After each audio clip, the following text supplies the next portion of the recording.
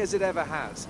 Welcome back then to Formula One, as battle is joined at the summit of motorsport once again. With top speeds in excess of 220 miles per hour, few places can hope to touch Monza's crown. Hard braking zones going into 3 chicanes make up the majority of the 11 corners on this 3.6-mile circuit. And just in case the slipstream wasn't enough, well, 2 DRS zones will help encourage some close action. I'm joined again today by none other than Anthony Davidson. Tell me, Ant, obviously there's a lot of development work that goes on with these cars between the races. You've been both a test driver and a race driver. What differences are there in the way you approach those roles? Interesting question, Crofty. They're two very different mindsets. I mean, when I tested for BAR, we had full in-season testing where, per driver, you'd cover up to 15,000 kilometres per season. And in that role, it was more about working for the team, trying to help them improve the car and drive as systematically as you could, so that that data could be analysed in the most consistent way. When you're lining up on the grid for a race, however, your frame of mind's all about what you can get out of the situation on that day, and the car's the tool to help you achieve what you want. You still want to focus on setup, of course, but it's more about the here and now, getting yourself as far up the field as possible, and less about development work for the future.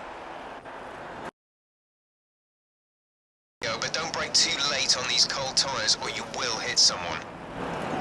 Well then, after an exciting qualifying session yesterday, let's take a look at how the cars line up. An immense lap from Lewis Hamilton yesterday.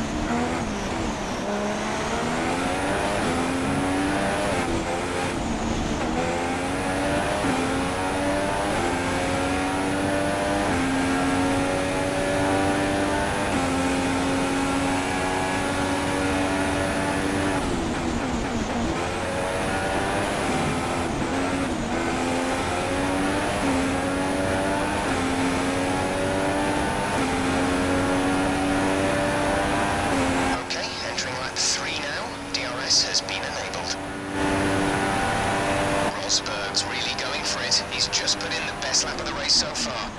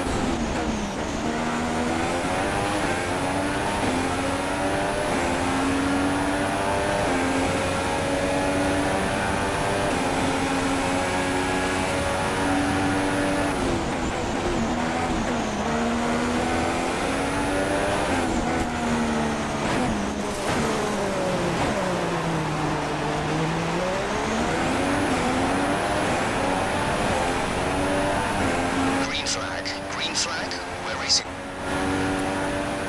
Great drive, we did it, good job.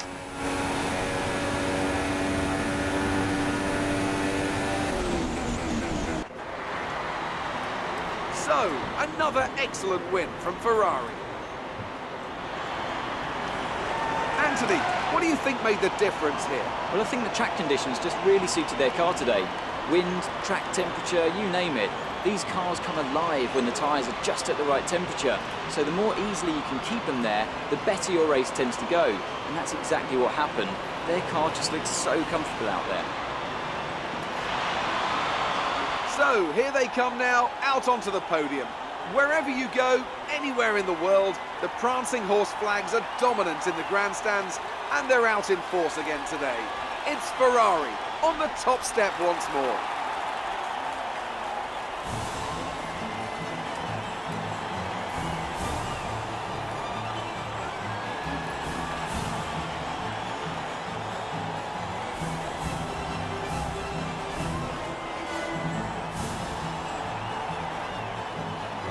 And after this round of the World Championship, here's how things look in the drivers' table. Sebastian Vettel takes over the lead of the Drivers' Championship after that excellent result. Moving on to the driver of the day then. Anthony Davidson, who would you go for? Fernando Alonso. Wherever he is, whatever team he's in, when is he not just brilliant? He'll give you a performance every time, just like he's done today. Well, what a weekend that has been. Please join us next time for another thrilling instalment of this Formula One season.